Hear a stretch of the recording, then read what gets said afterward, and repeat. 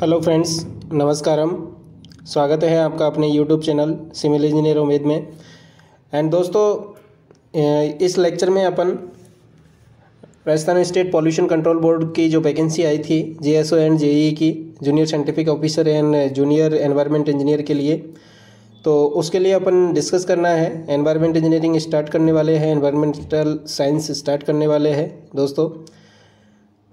And welcome to all of you and myself Umeed with all of you and this is my channel Civil Engineer Umeed। And दोस्तों, जैसे कि आपने पिछले lecture में देखा होगा, मेरा इरिगेशन इंजीनियरिंग का जो लेक्चर नंबर 7 आया था, उसमें मैंने कहा था कि अभी अपन एनवायरमेंटल साइंस भी स्टार्ट करेंगे। तो दोस्तों, आज अपन डिस्कस करते हैं इसकी scheme of examination and syllabus of JSO and JEE के लिए। तो दोस्तों, अपन सबसे पहले एग्ज़ाम स्कीम के बारे में डिस्कस कर लेते हैं। तो एग्ज़ाम स्कीम के बारे में डिस्कस करते हैं। तो दोस्तों, यहाँ पे अपन इस लेक्चर को 2 पार्ट में डिवाइड करके रखेंगे, जिसमें कि पहले में scheme of the examination and second one syllabus for JSO and JEE. तो दोस्तों, स्कीम के बारे में डिस्कस करते हैं। तो सबसे पहले there will be the one paper consisting of the 2 part having the multiple choice type question. तो दोस्तों, इसमें क्या होगा, एक पेपर होगा और वो मल्टीपल टाइप का होगा, और जिसमें कि क्या होगा दोस्तों, मल्टीपल चॉइस क्वेश्चन होंगे और टोटल नंबर ऑफ क्वेश्चन होगा वो कितना होगा, 150 होगा, और 150 के अंदर भी 120 प्लस के 30 होंगे। तो दोस्तों, जो Rajasthan state pollution control board ने अपना जो सिलेबस फिक्स किया है, उसमें टोटल वेटेज जो रखा है ईच क्वेश्चन का, वो 3 मार्क्स रखा है each question, and negative marking के लिए माइनस के 1 रखा है। 3 marks for each and negative के लिए माइनस के 1 रखा है, उसका डिडक्शन किया जाएगा। एंड दोस्तों, जो 150 क्वेश्चन थे उसमें से 120 क्वेश्चन तो अपने एनवायरमेंटल साइंस से कवर होंगे and 30 question from the GK से कवर होंगे। और दोस्तों, ये पूरे जो पेपर का वेटेज रहेगा वो टोटल मार्क्स रहेंगे वो 450 मार्क्स रहेंगे, और जो ड्यूरेशन रहेगा वो 3 आवर का ड्यूरेशन रहेगा दोस्तों, जिसमें अपन को एग्ज़ाम को सिलेबस को कवर करना है। ठीक है दोस्तों, तो आगे बढ़ते हैं। तो दोस्तों, अपना आगे देखते हैं कि जीके पोर्शन है, उसमें से GK consisting history, art, culture, tradition, literature, heritage. History में Rajasthan history and Indian history के बारे में भी डिस्कस होगा। आर्ट एंड कल्चर ज़्यादातर जो वेटेज रहेगा दोस्तों वो राजस्थान जीके पोर्शन में राजस्थान पे रहेगा, क्योंकि राजस्थान का क्योंकि जीके का जो पोर्शन है, जीके का जो वेटेज है वो बहुत ही कम है। उसमें 30 क्वेश्चन है, जिसमें कि अपन को देखो राजस्थान की current affair, national including the international current affair को भी रखना है। और जो करंट अफेयर अपन को पढ़ना है दोस्तों, वो करंट अफेयर मेनली फोकस करना है किसके लिए, अपना एनवायरनमेंट से रिलेटेड जितने भी नए नए एक्ट है, नई नई कमेटी गठित हुई है, नए नए जो भी बैठक हुई है, एनजीओ जो है, कौन कौन सी एनजीओ है जो एनवायरनमेंट के फील्ड में काम कर रही है। तो दोस्तों, ऐसी करंट अफेयर को अपन को ज़्यादा फोकस करना है। एंड इसके अंदर जैसे कि आर्ट है, कल्चर है, ट्रेडिशन है, लिटरेचर है, हेरिटेज है, ज्योग्राफी ऑफ राजस्थान है। उसके बाद दोस्तों ये कवर होता है मैथमेटिक्स एंड रीजनिंग। तो दोस्तों, इस तरह से ये नॉन टेक का जो जीके का पोर्शन था, 30 क्वेश्चन जो जनरल नॉलेज से आ रहे थे, 30 क्वेश्चंस, तो उसके लिए उन्होंने इस तरह से सिलेबस फिक्स किया है। लेकिन उसमें दोस्तों ये फिक्स नहीं किया कि हिस्ट्री में क्या क्या टॉपिक है, आर्ट में क्या क्या है, कल्चर में क्या है। तो अपन को समझ जाना चाहिए कि ये अपने राजस्थान की लेवल की, नेशनल लेवल की बात कर रहा है, और करंट अफेयर में related to the environment, international current affair को भी अपन को फोकस करना है। ठीक है दोस्तों, उसके बाद में है कि सिलेबस ऑफ एनवायरमेंटल साइंस। तो दोस्तों, एनवायरमेंटल साइंस का जो सिलेबस है उसमें अपन को क्या है कि एक तो जनरल एनवायरमेंटल साइंस है, दूसरी है 2 पार्ट में। अगर मैं इसको कैटेगराइज करूँ तो 2 पार्ट में ये सिलेबस फिक्स किया है। एक तो एनवायरमेंटल साइंस के लिए जो कि अपन का बेसिक है उसके लिए, दूसरा अपना टेक्निकल जो सिविल इंजीनियरिंग में अपन पढ़ते थे उससे रिलेटेड इन्होंने फिक्स किया है। तो दोस्तों, अपन डिस्कस करते हैं जो उन्होंने फिक्स किया है उस सिलेबस में। पहला है एनवायरमेंटल जनरल नॉलेज जो अपन मैं डिस्कस करूंगा दोस्तों, क्योंकि इसमें जेएसओ और जेईई के लिए दोनों के लिए सिलेबस लगभग सेम ही है। कुछ जगह जहाँ पे डिफरेंस आएगा कि जेईई के लिए उन्होंने क्या है कि थोड़ा सा मॉडिफाई, मतलब एक तरह से फुल कैरेक्टराइज किया है, उसको फुल एक्सप्लेन किया है, डिस्क्राइब किया है। तो वो अपन देखेंगे। तो अभी ये दोनों के लिए कॉमन सिलेबस है, लगभग सेम सिलेबस है। तो दोस्तों environmental general knowledge in this RSPCB Rajasthan state pollution control board will cover question and answer on the national international event related to the environment. जो कि देखो दोस्तों इसमें टेक्निकल में भी उसने क्या किया है कि नेशनल इंटरनेशनल इवेंट है उनको कवर कर रहा है, related to the environmental and common understanding process, जो भी कॉमन प्रोसेस है अंडरस्टैंडिंग जो एनवायरमेंट से रिलेटेड है वो, and NGT act national green tributary जो एक्ट है, पॉल्यूशन इंडाइसिस है, कौन कौन सी इंडाइसिस है पॉल्यूशन की, तो उनके बारे में सबके बारे में क्या है ये पहले चैप्टर में अपन कवर करेंगे। तो दोस्तों इसको अपन लेक्चर्स के थ्रू एक लेक्चर सीरीज़ बनेंगे जिसमें कि Rajasthan state pollution control board के लिए एनवायरनमेंट इसके नाम से एक सीरीज़ बनाएंगे और वो सीरीज़ को स्टार्ट करेंगे। तो दोस्तों आगे देखते हैं। उसके बाद में है दोस्तों एनवायरमेंटल इम्पैक्ट असेसमेंट। तो दोस्तों इसमें क्या है, एनवायरमेंटल इम्पैक्ट EIA, ये बहुत ही इंपॉर्टेंट है दोस्तों, इस जगह से क्वेश्चन बहुत ज़्यादा बनेगा। Environmental legislation in India.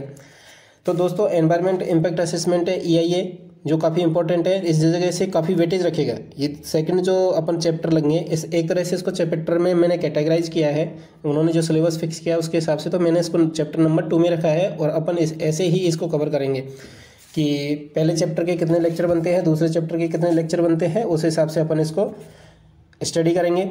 दूसरा इसमें है दोस्तों basic concept of the EIA environment impact assessment and environment management plan, prediction and assessment of impact, क्या क्या उसका प्रेडिक्शन है, क्या क्या असेसमेंट है इसके इम्पैक्ट के ऑन एयर, वाटर, बायोटा जो जैविक अपने हैं उनके ऊपर, noise, cultural and socio economic environment, rapid and comprehensive EIA।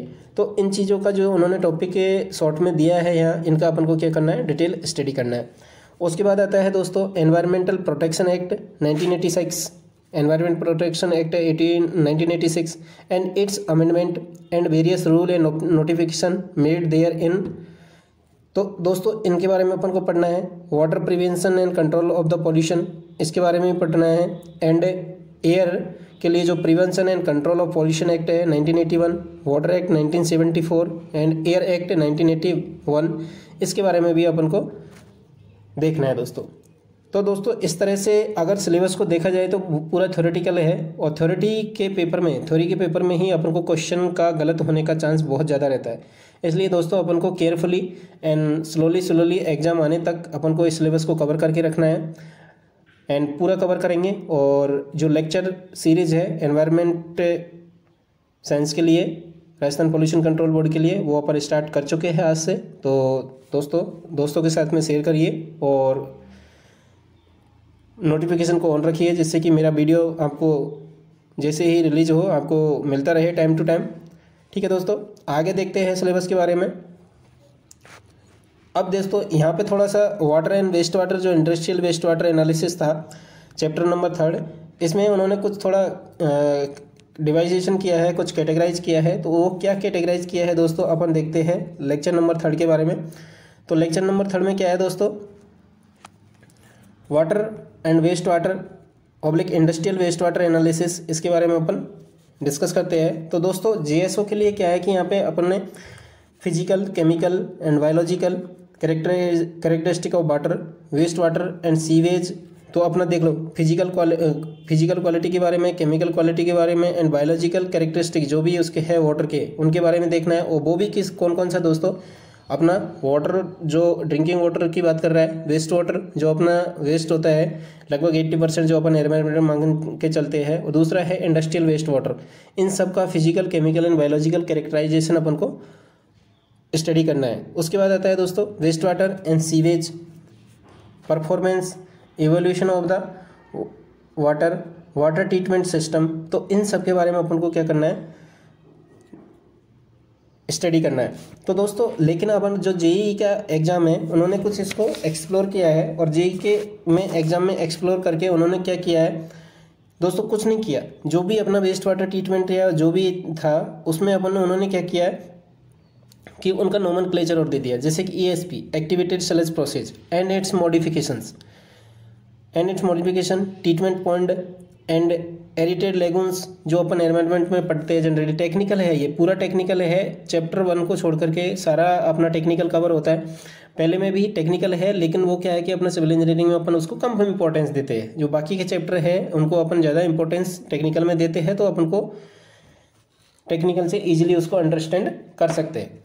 N एरिटेड lagoon, trickling filter, देखो रोटेटिंग कॉन्ट्रैक्टर्स, जो रोटेटिंग कॉन्ट्रैक्टर होता है सीवेज ट्रीटमेंट के लिए, and scavenging, batch reactor and MBR, membrane batch reactor. तो दोस्तों इन सब के बारे में डिस्कस किया है। बस इसने क्या किया है कि इस जगह आकर के जेईई की जो सिलेबस है उसमें उसने थोड़ा सा एक्सप्लोर कर दिया उनको, और कुछ नहीं है, सिलेबस सेम है। आगे देखते हैं दोस्तों, इसी के अंदर उन्होंने और डिस्क्राइब किया है, जिसके अंदर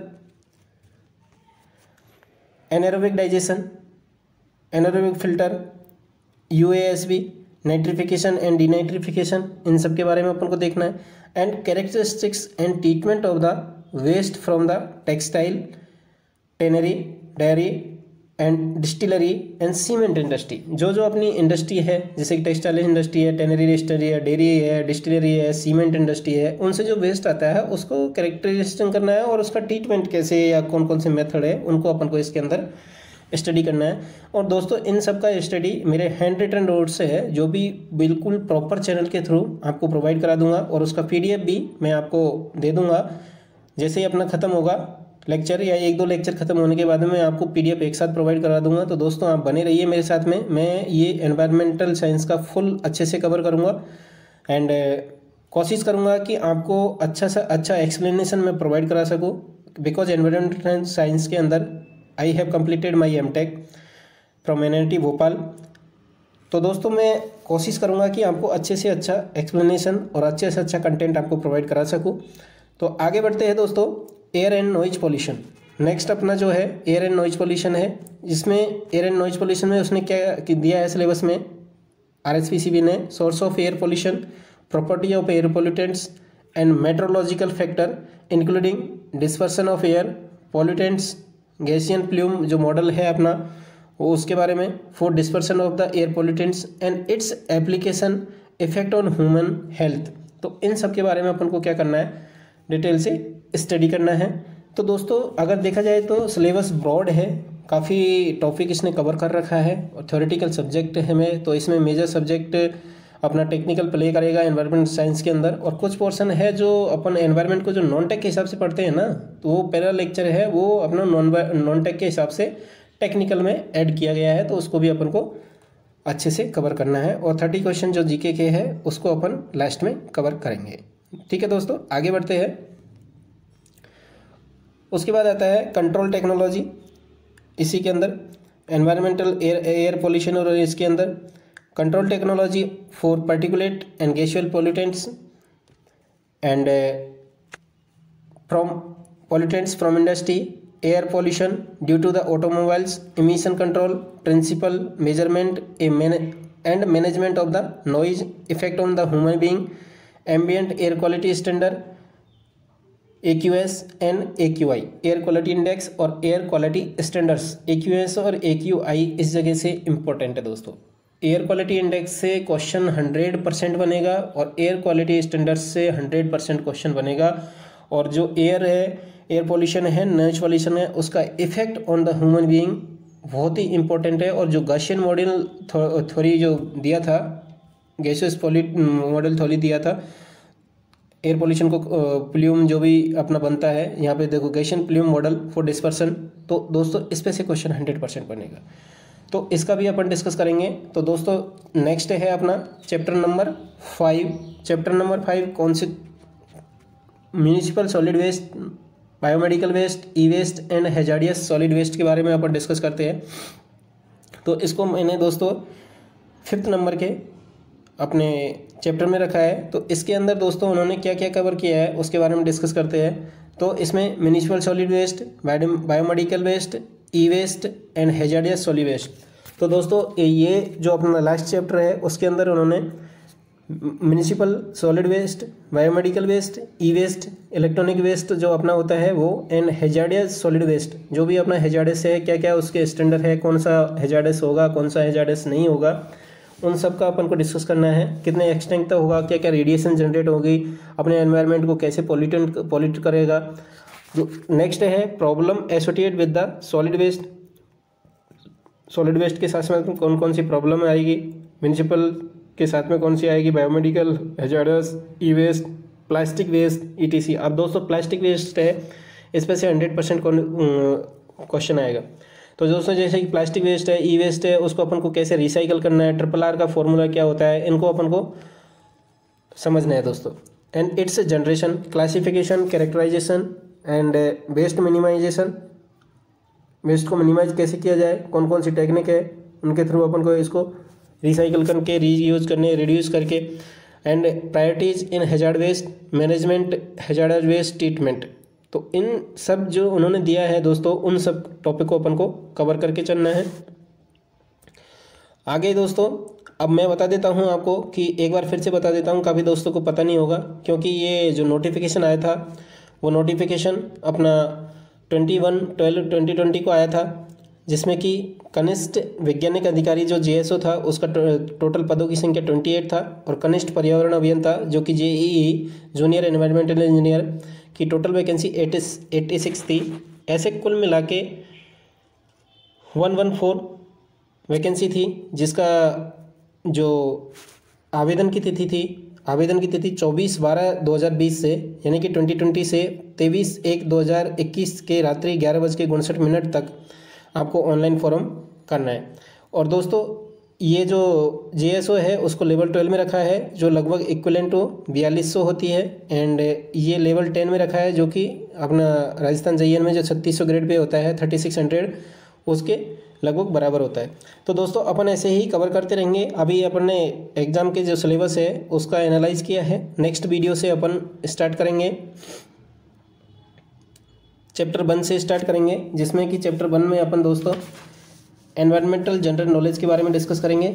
तो ठीक है दोस्तों, विदा लेता हूँ आपसे, एंड कंटिन्यू रहिए आप मेरे चैनल के साथ में, और दोस्तों के साथ में शेयर करिए एंड नोटिफिकेशन ऑन करिए, जिससे कि आप राजस्थान पोल्यूशन कंट्रोल बोर्ड के लिए सारे एनवायरनमेंट के जितने भी नोट्स हैं और नॉन टेक के जितने भी नोट्स मेरे से आपके द्वारा प्रोवाइड कराए जाएंगे, वो आपकी एग्ज़ाम के लिए बहुत ही हेल्पफुल रहेंगे। तो ठीक है दोस्तों, ऑल द बेस्ट।